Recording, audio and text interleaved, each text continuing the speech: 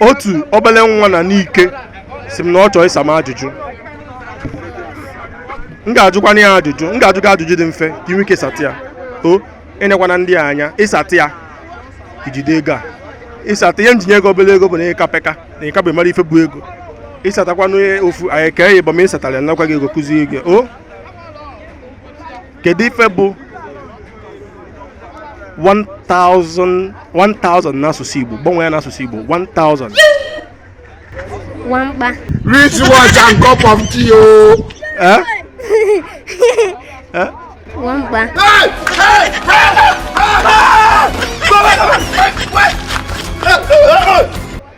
Ọ sị na 1000 n'asụsụ Igbo bụ wampa.